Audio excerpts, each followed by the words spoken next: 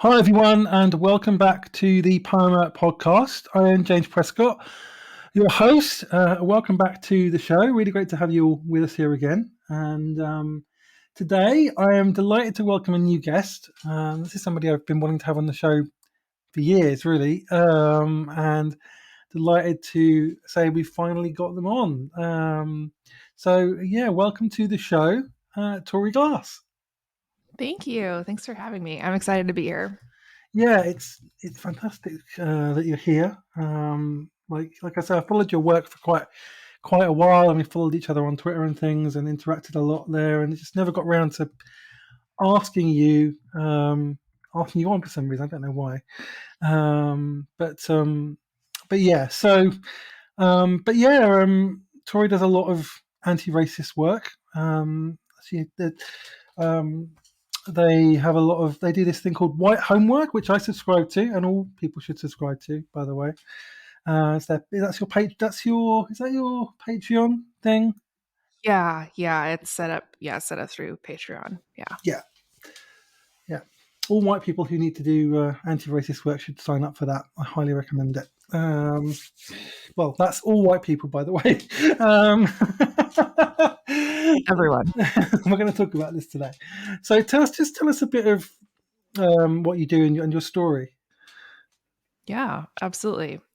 So I grew up on the west coast of the US in Portland, Oregon, and it's a very white city. And so yeah, there were not a lot of people who looked like me. Like I didn't really see people who looked like me around.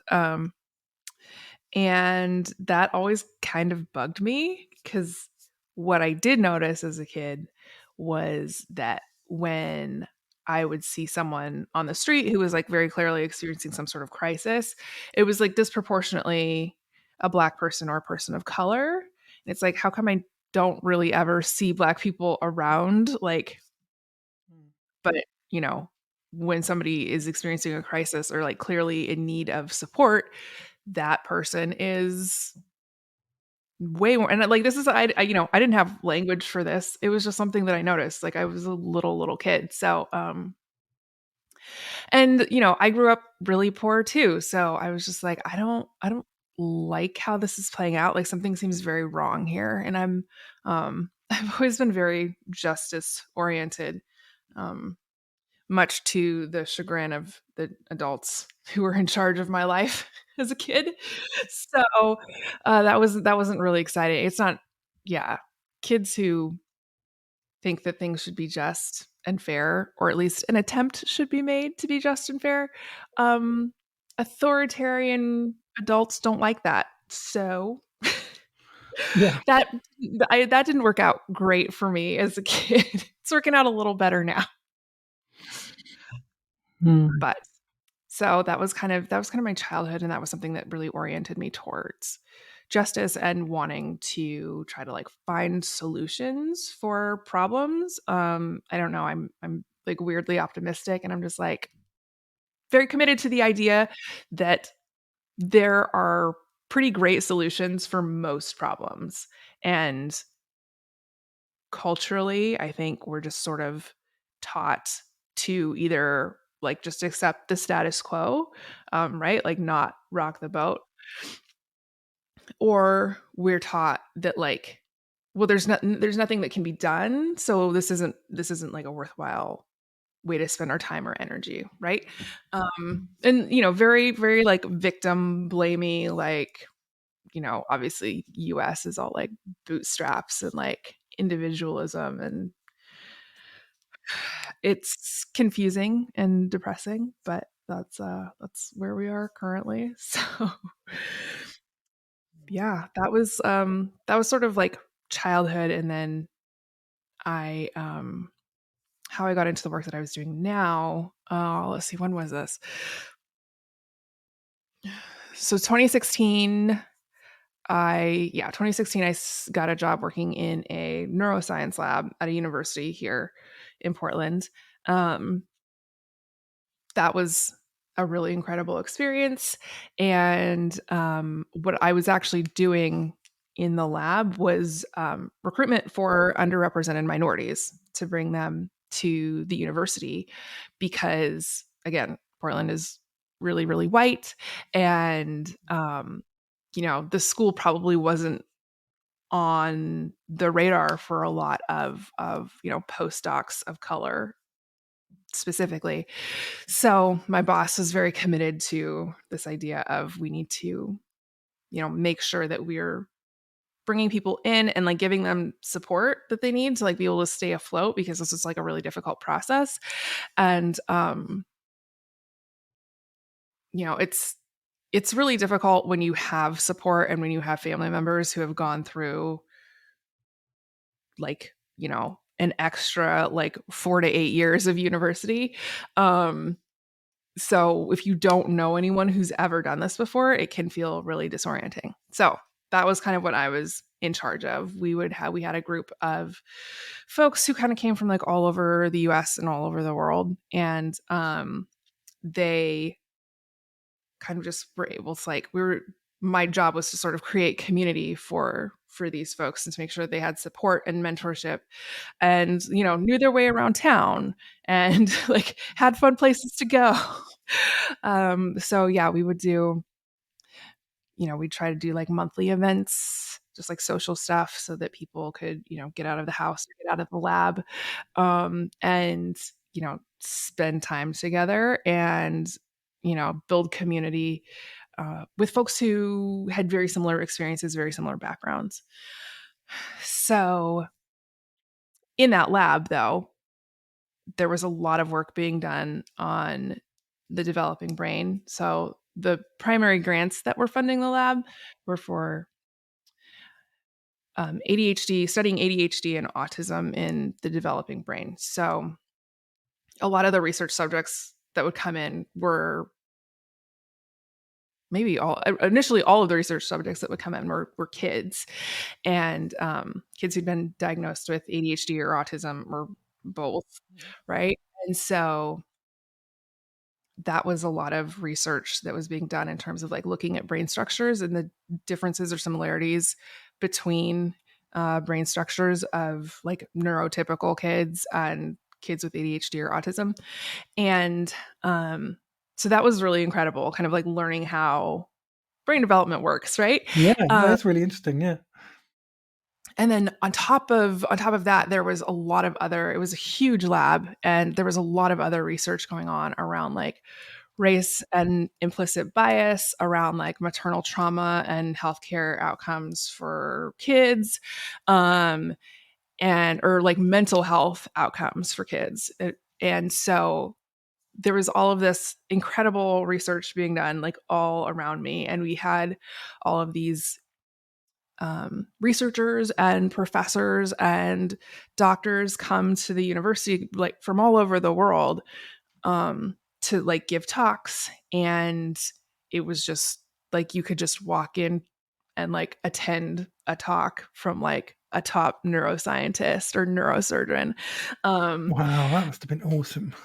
Yeah, it was absolutely incredible. So they'd come in, they'd talk about their research and whatever they're working on, whatever they'd recently published.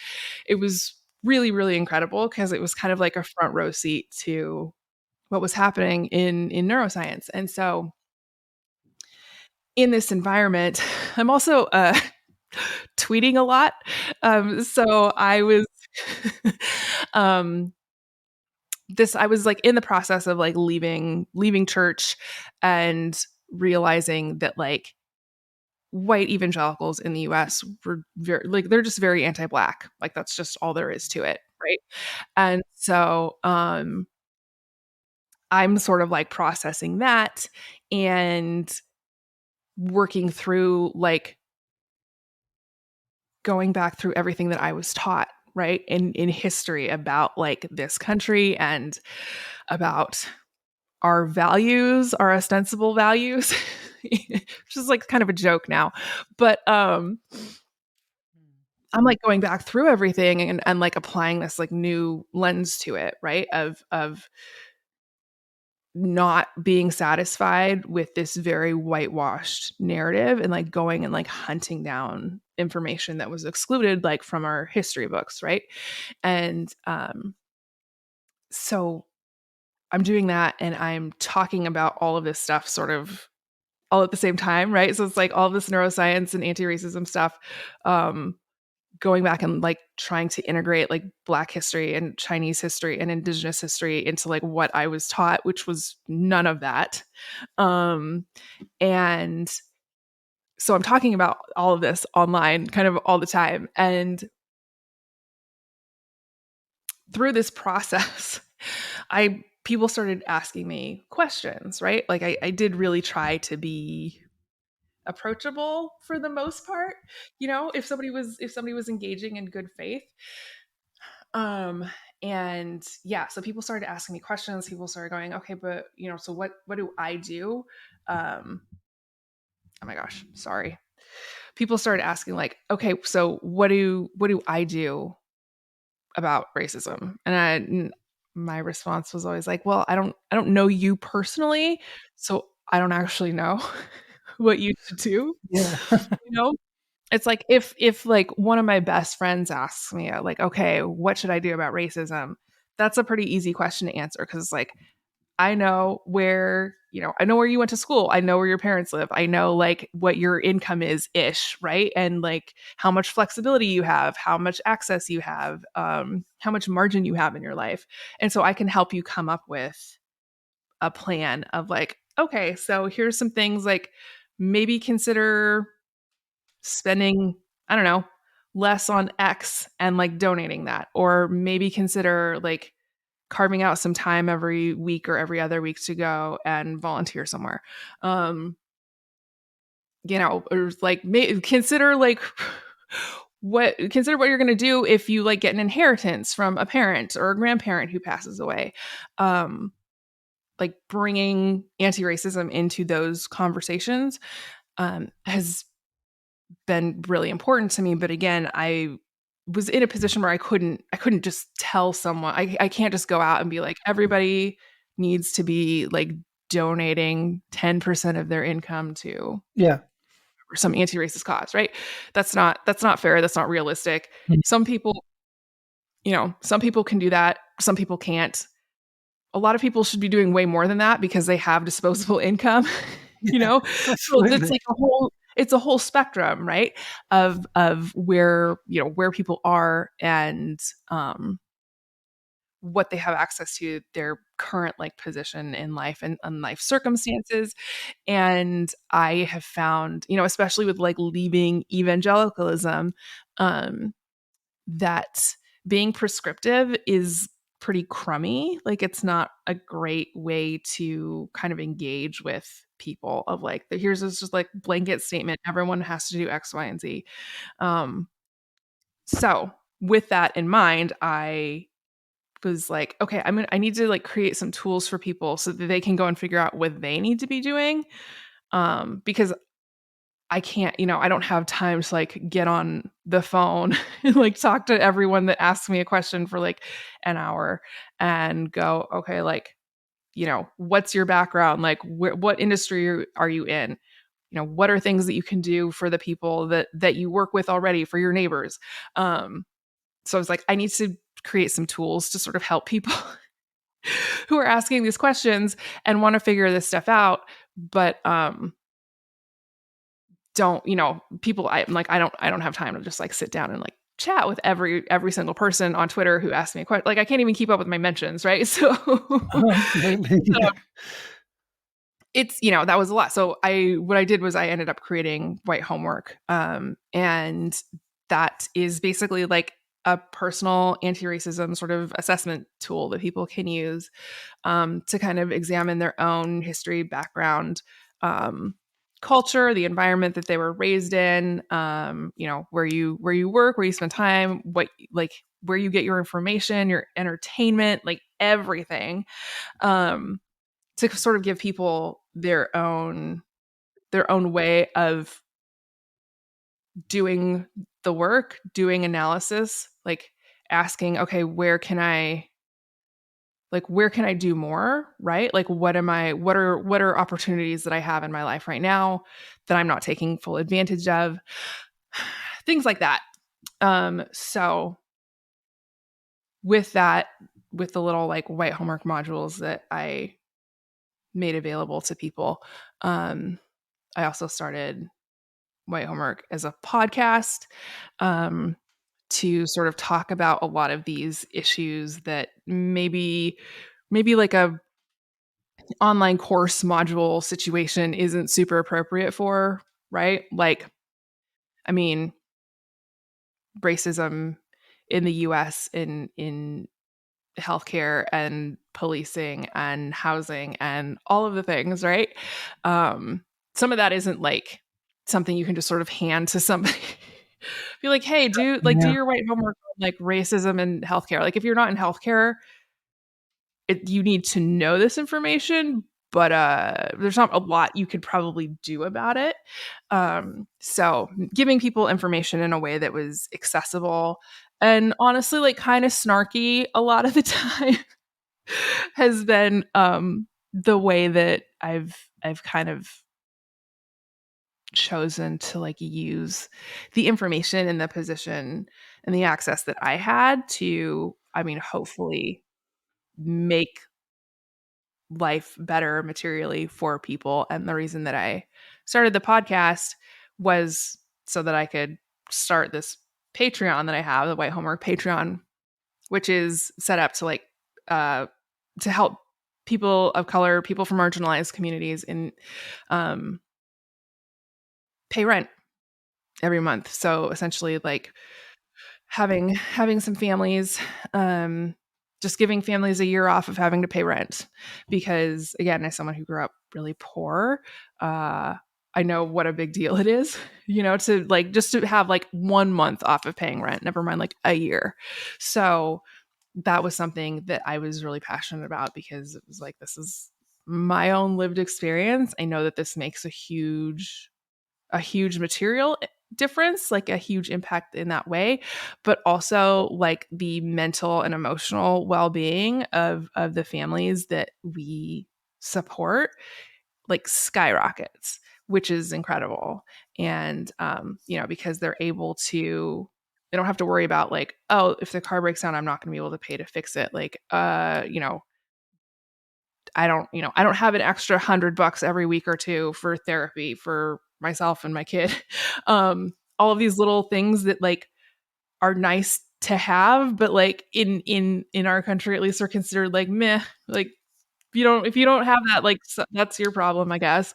Um, so providing that support for people has made a really big difference. And I think that there's a lot of data coming out to sort of support the concept of, I mean, essentially like universal basic income and the ways that that has like a really net positive effect on people's lives. And also like, sorry to be like all capitalists for a second, because it's not actually what I think, but like people are actually more productive, like it's like it's easier to find a job if you're not freaking out about how you're going to pay your rent, right? Because like in the US at least, finding a job is a full-time job in and of itself. Yep.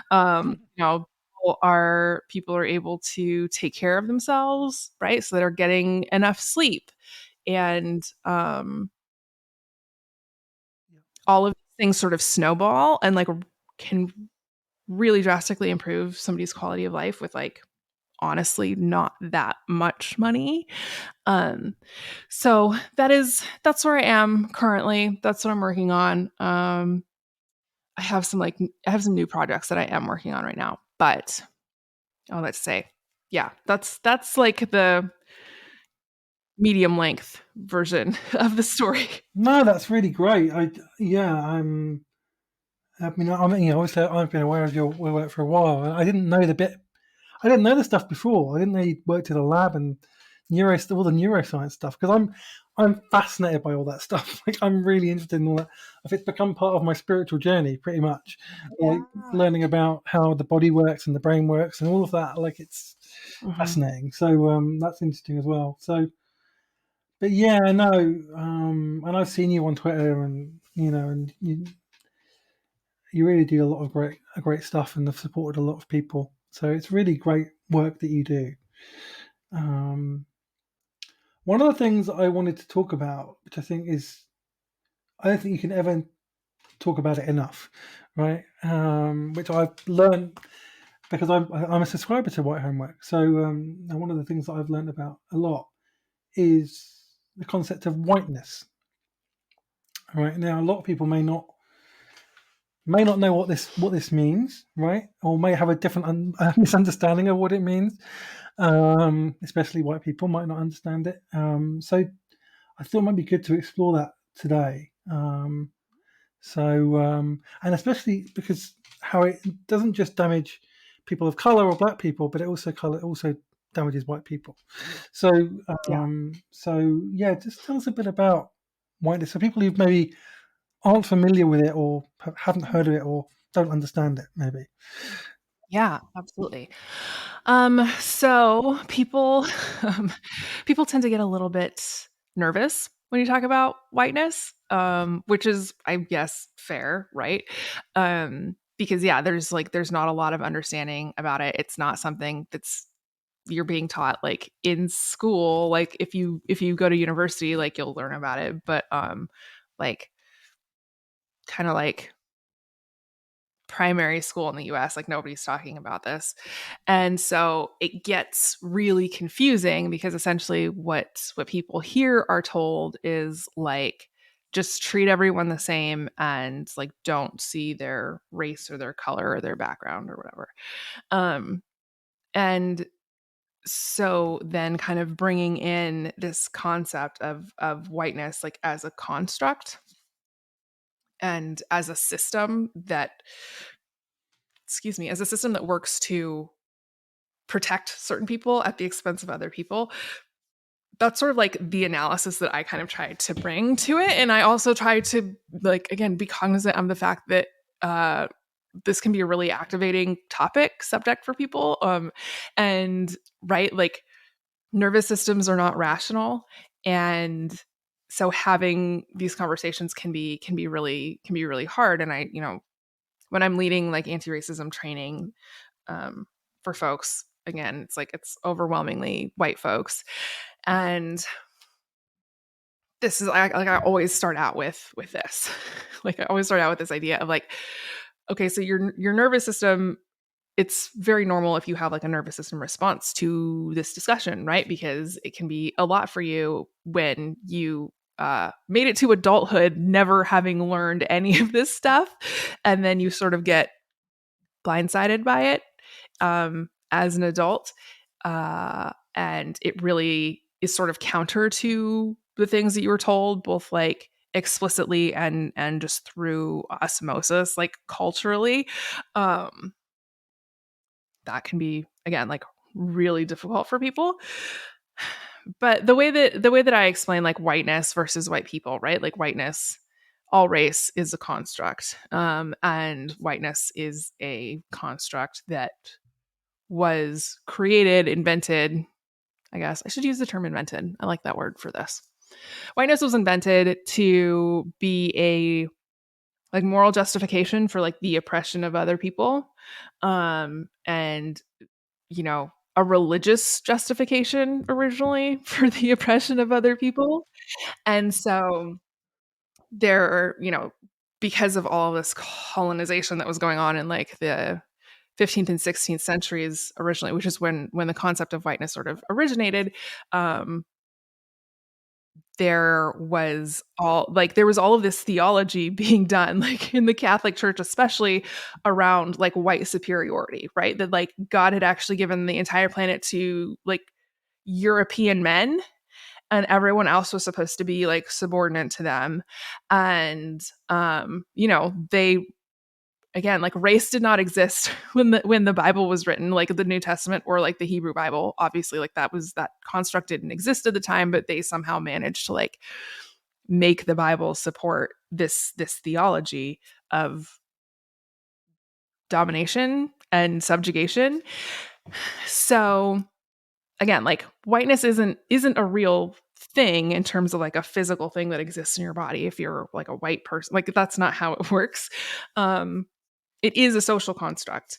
And so the pushback that people think they're being so smart, they're always like, people are always saying, well, like race isn't biologically real. So like whiteness can't be a thing, like blackness can't be a thing. And my response to that is always, well, like dollar bills aren't worth anything. But we have all agreed that like they work in a certain way, and in the US if you don't have them, you don't get to eat. So like something doesn't have to be real to have a life or death impact. And that's a little bit scary, honestly, or depressing or something. Um Yeah, all of it. Yeah. all of the above.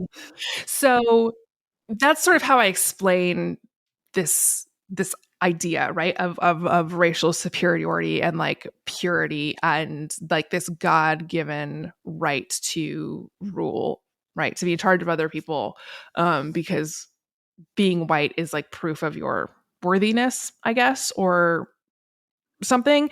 And so as you're like working through this system, the way that it plays out is really, especially now, the way that it plays out is like really subversive. Like it's almost all of it is like under the surface.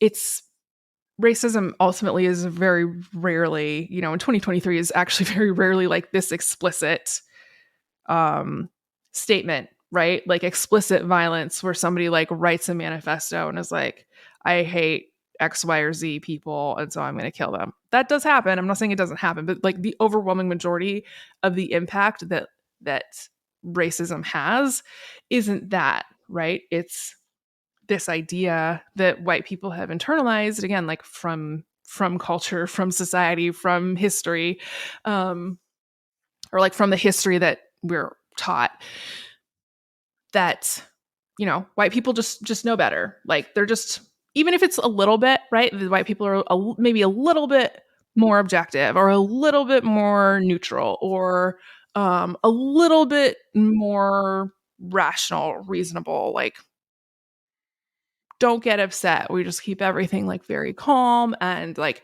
you shouldn't get upset either because like look at me, I'm not upset.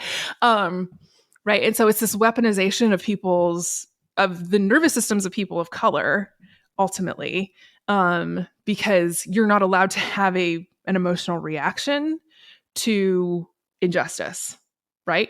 Like that is considered irrational. And I think that the way that this plays out, I feel one of the ways that this plays out in the US is the response to police executing people on the side of the street. Um, that yeah, you're supposed to, like, police can be violent because they felt some sort of a way, like I was having a bad day or I got in a fight with my girlfriend or something, and so you know, and like now somebody's murdered and I just, that's the thing that I get to do, but you can't have a violent reaction to that because that's like uncivilized or something. Right? So it's, you know, and especially the thing here very much like property damage. Like you can't like you can't hurt property because like somebody was killed, and it's like, okay, so you really care about like this building more than you do like this individual and their family and like their parents and their kids and like their siblings and their friends and their like really, like this window is more important than all of that. Like okay.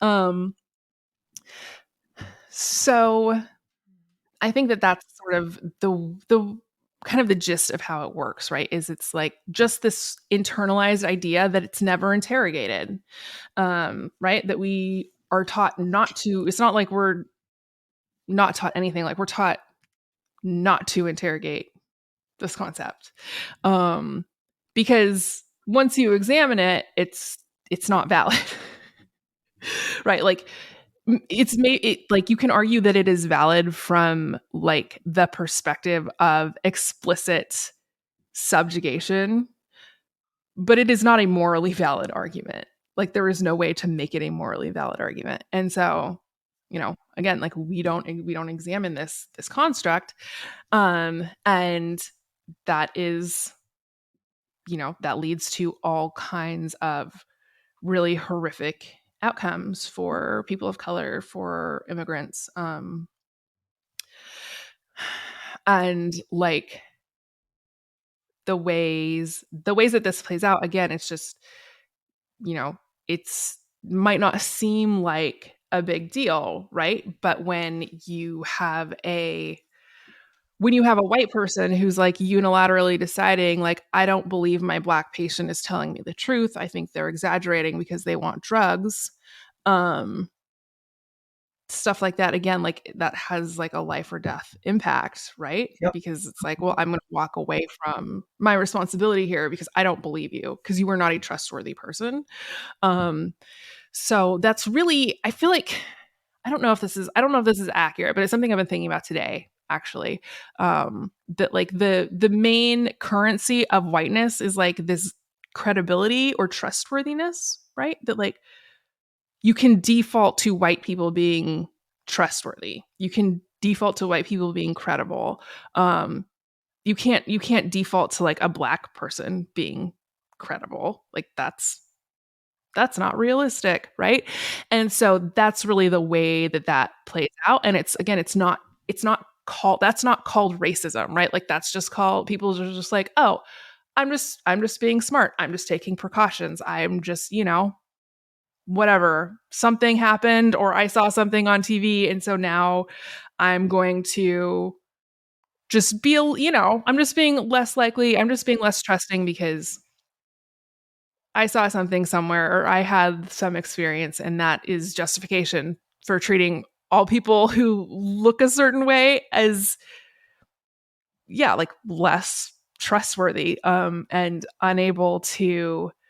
uh unable to like, I don't want to say factually, that's not quite the word I'm looking for, but unable to give like an honest um explanation of their lived experience, right? And in the US, this, I think this is, I don't know. I'm not sure if I've even heard anybody say this, but I think that it really goes back to in the US, and then like before that in the colonies, like a black person couldn't testify on their own behalf in court. They had to have a white person vouch for them. And I think that that idea is like really pervasive still. Um,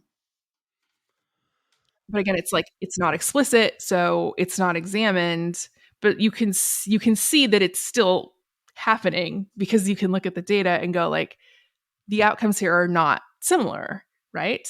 Um, yeah, so I think that that's really like kind of like the function and like the shape of whiteness, because it can be really really hard to nail it down, right? It's very slippery, like it's very slick.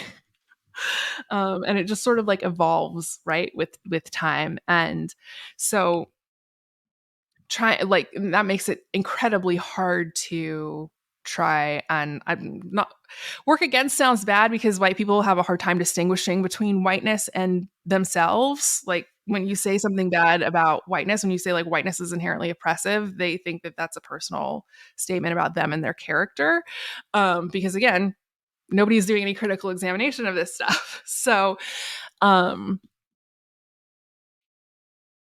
it gets really sticky for people when it's like, oh yeah, like whiteness exists in these certain ways and functions in these certain ways, and it's very much like a self reinforcing system, right? Because if you do not behave adequately, like to the standard of whiteness, but you are someone who would be considered white, like that is that is like a betrayal of whatever. I like, it's hard to even explain. It's like that's like somehow a betrayal of like your culture or your people, and like whiteness is not a culture or a people, but gets conflated with those things. Or is like evidence that you also are untrustworthy and unobjective and not like a reliable narrator about your own experiences. So again, like it can be really hard to like nail down. And I think that sometimes the easiest thing to see is like the effects of it, like the wake or the shadow of whiteness, right? Because it does have an impact, it has a measurable impact. And you can't do anything about that until you name it, right? And Mm. identify it. Absolutely. Absolutely. Yeah. Um, and we definitely see that play out here as well in the UK. Um, especially under the government that we've had in the last few years, quite a long time now, where it's been veering off over to the right a lot more, and and things like Brexit and this kind of immigration issue, um, allegedly is an issue, that's here in the UK, and and it's always been there. It's like been an undercurrent. Even when we had a really progressive government, there was always this little undercurrent of like foreigners taking our jobs and all this kind of thing, right? And it was always white people that said this, always. And even now you've got like some people like saying, "Oh, we're taking so many immigrants, like they're sucking our economy dry," and I'm like, do you know anything? Like, like you think that's the reason our economy's in trouble and not this toxic Brexit that you voted for? And it's, oh, and I remember actually after the Brexit vote, the day after, like the weeks after, hate crime increased exponentially. You were having people mocking Europeans who were working in restaurants, like saying, "Oh, Yeah. you haven't got long then, have you?" Like, this kind of thing. I had friends from Europe who were just emotional wrecks because they were afraid of being thrown out of the country, and they were afraid of getting abused and stuff. And then that's when I realised, I think, when like, oh, this has always been here, isn't it? They've just been waiting for permission, Mm-hmm. and so there's definitely that undercurrent of whiteness here, even in working class communities as well. Like, um, and yeah, um, yeah, it's not comfortable to hear, but we need to talk about it, like you say. Like I'm a white male European. um, it's my ancestors are part of this, right? I'm part of it in a sense, like because I until I started unlearning it. It's not comfortable, but like we need to learn about this stuff. You've already talked a bit about the damage that this does to people of color and black people. What damage does whiteness do to white people? That is that's a really great question, and it's really interesting to kind of try and unpack this idea that whiteness is bad for white people. But I mean, I think that to break it down really simply, dehumanizing other people is bad for your nervous system. Right? Like that in order to you have to be very sort of disembodied to engage in that kind of abuse, right? And I think that disembodiment and whiteness kind of go hand in hand, honestly. And so in terms of the impact that whiteness has on white people, I think that it's like you're saying, it makes people really afraid of other humans just because reasons, you know? Yeah, Um, yeah. it makes people really angry. It makes people really insecure. And they are, instead of dealing with those feelings, emotions, fictions, honestly, um, it's like you're blaming somebody else, right? Mm, But the thing is, again, like when you're having these when you're having these like nervous system reactions to like we're talking about like people of color or immigrants or people from other countries, um people fleeing violence that like our countries started, it's Yeah. like um that is that like that's being that angry all the time, like that's a really serious demand on your nervous system. It also makes you like, there's a lot of things that I want to say here, but it makes like, because you're on edge, because you're living in this sort of like fight or flight state essentially when it comes to other individuals, like other people that you pass on the street, um that also means like you're more likely to be a jerk to your kids. you know like you're more likely to be a shitty coworker, um and like so you end up abusing people around you because of your anger that you think you're directing at like people of color or like people that you consider others, um which then like those people, like all of their nervous systems get activated when they're around you. And so now you have all of this like kind of built in conflict, right? um and we know that we know that stress has like an oxidizing effect on our bodies. And like it's, again, like super super clear, like it's really bad for people to be constantly stressed out. And I know that like I don't mean that in like a preachy way of like stop being stressed, right? But more in the way of like when you are spending so much of your cognitive and like emotional energy on like hating other people that you think are different or unworthy or what have you, that also has a demand, like that's a demand on your nervous system, that's a demand on your body, that is like actually causing like cell deterioration in you. um because it's like it's not good for anybody, right?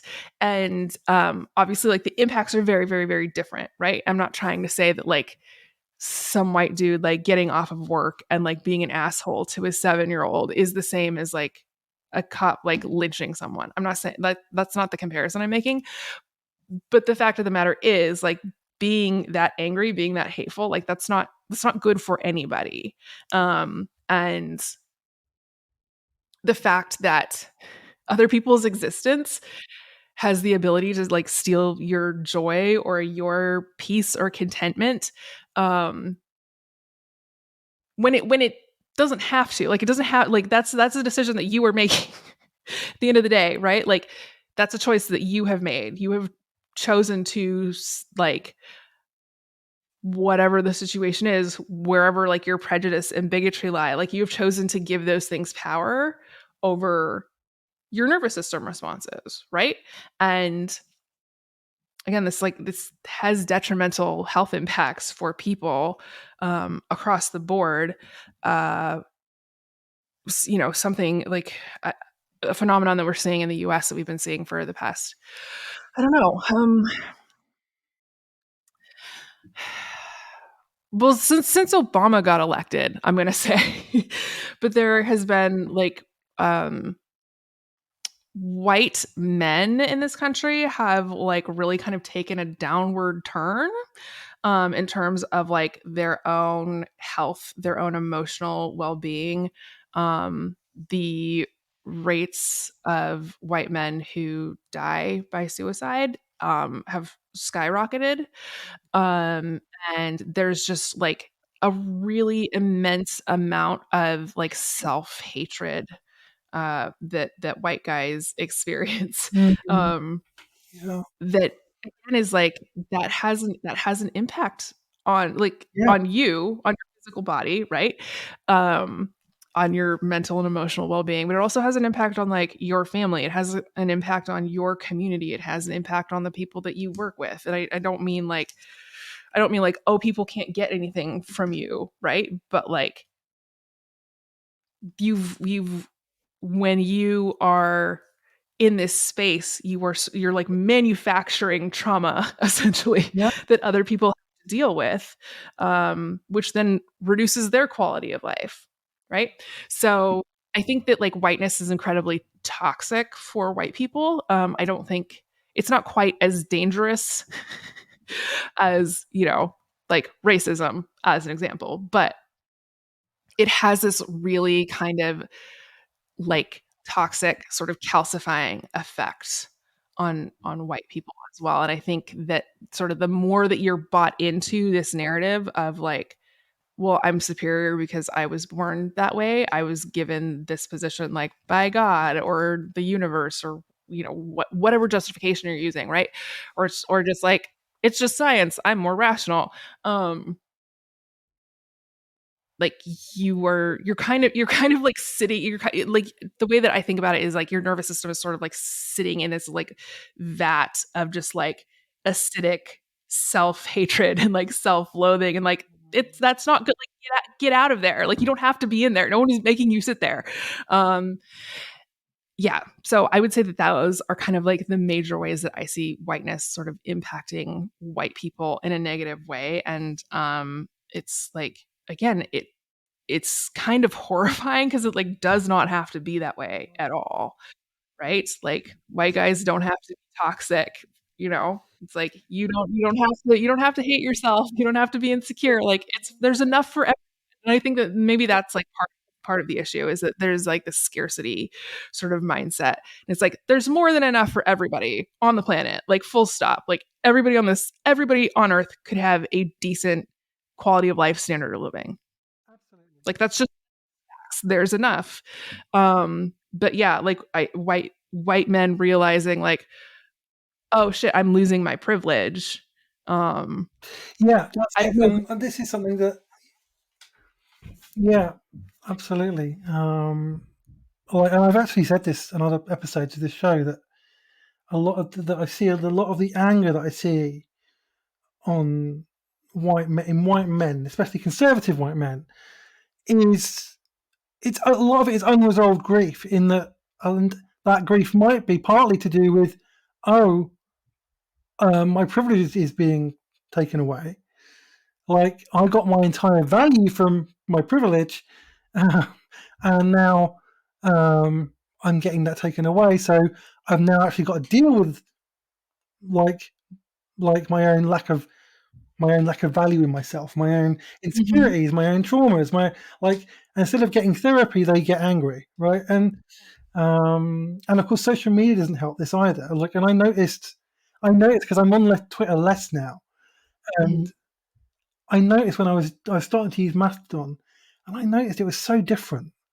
And one of the things that I noticed in my brain was, oh, Twitter trains your brain to be addicted to outrage, like Mhm.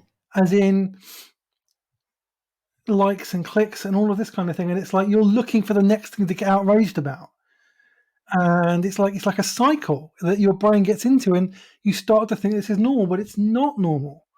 And of course, because Twitter is so popular, like it can create an outrage culture. I think there's this documentary called I can't remember what it's called. It's on Netflix. It's brilliant. I wish I could remember what it was called, but which actually shows you an example of this and how people can be, or like how the algorithm works to almost to radicalize you or like in toxic ways, and that contributes to that as well. Like, and people are harmed, and it's normally Yeah. oppressed people and people of color, and black people. It's that are harmed the most because Mhm. of because of whiteness and the way that culture is. Yeah. Yeah. I think that's a really good observation, actually. I think that like, yeah, the impact of social media. I mean, I think that it's kind in a way it's kind of like a tool. Like to some extent it depends on like how you use it.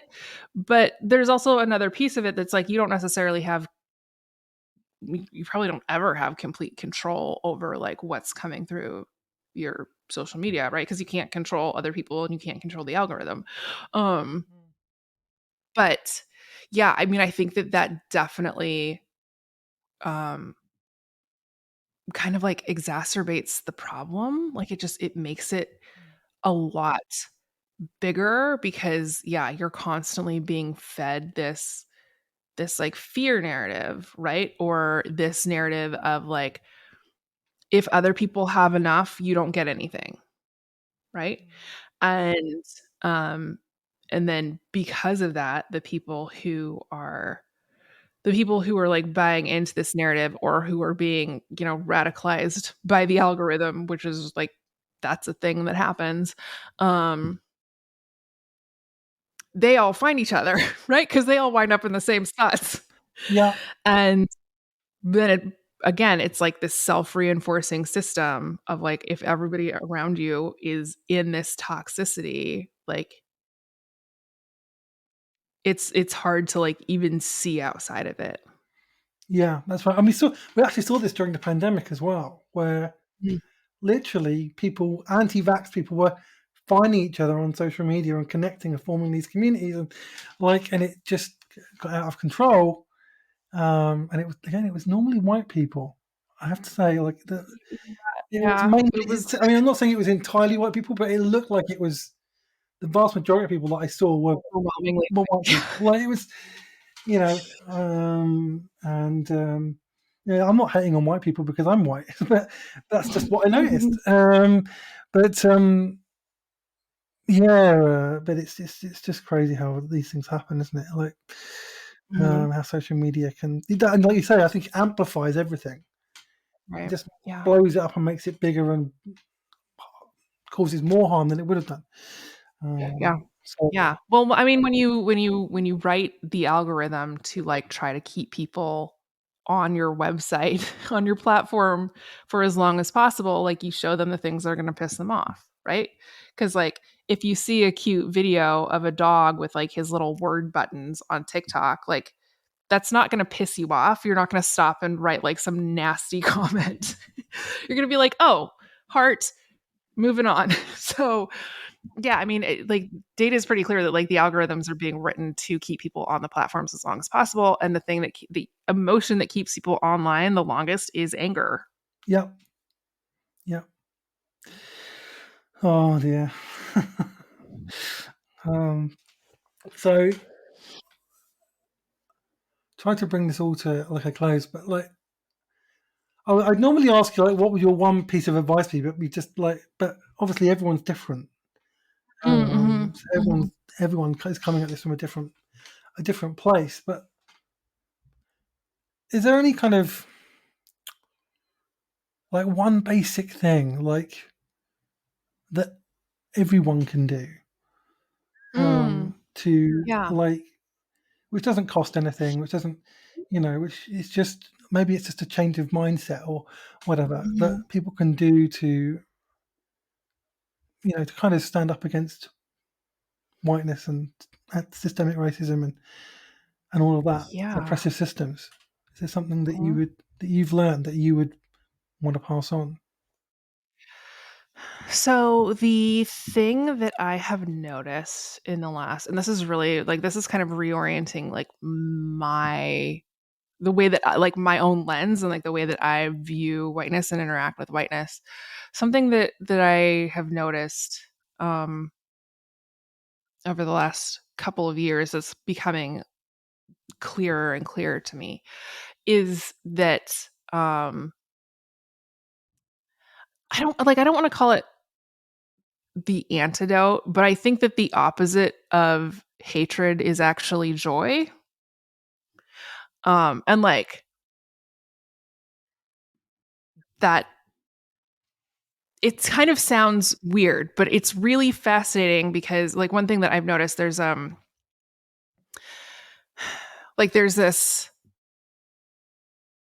so there's a hashtag on social media that's like black boy joy, right? And it's like it's beautiful and it's wonderful, and it also like made me realize several years ago that like the one thing that that seems to make like racists the most upset is seeing people of color experiencing joy, just enjoying life. Like that's it. Like that's worth calling the cops over, right? It's like, oh, these people are having a picnic in the park, or like this dude is like bird watching, and like it's antithetical. Like joy in so many ways is like antithetical to whiteness, to hatred, because when you are sincerely like invested in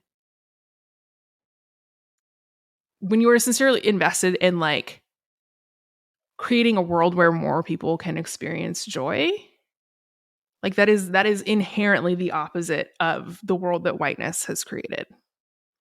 And I think that for me, like that's really the lens that I've been using. And, you know, something like something that I've noticed a lot is like I will in the car, I will like start laughing randomly, like driving along. And like people will ask me like, "Oh, what are you laughing at? Like what's going on?" And it's it's like I see whenever I see people having fun, like that just brings me so much joy, right? Like seeing kids messing around in front of their school, like after school is over and just like hanging out with their buddies, like that brings me so much joy, right? Like seeing a bunch of like college kids who are like taking a bike ride together or like hanging out at the park or like playing music and having a picnic, like just doing normal things in community and like experiencing that together. um and that actually brings me to something I have not thought about before, but like I think that joy is most acute in community, right? Like it's most acute when you're with other people. Like that's how nervous systems work. And so yeah, I would say that like if I were going to give if I were going to give people like everybody like a piece of advice, I suppose. Um yeah, try to add a lens of like look for joy like in your own life, in your own experience, and like start seeing and appreciating it when other people are experiencing joy, whatever that looks like, right? Um because like authoritarianism, like it hates that, whiteness hates that, hatred hates that, and I think that like I think there might be something really powerful there if we choose to like invest in that as an outcome for, you know, our communities and ourselves. Mm, I love that. I love that. Yeah, brilliant. Thank you. Ah. That's wonderful. That's a lovely way to end. Where can people find your work and connect with you? I am still on Twitter a little bit at Tori Glass. Sometimes sometimes on Instagram at Tori Glass. I have a free anti-racism like mini workbook on my website, which is just toryglass.com. And let's see, like where else am I mean, yeah, if you want to like know what I'm up to, like if you're one of those places, you'll find out. Fantastic. Great. I highly recommend if you can if you're financially able to support white homework as well. It's you can the donations can go really really low to really really high depending on your income. So that's if you can't afford it, that's also fine. Um, thank you so much for coming on. It's been really great to talk to you, Tori. So thank you. Yeah, thank you so much for having me. This is a great conversation. I appreciate it. Yeah, it was. And thanks for listening, everybody.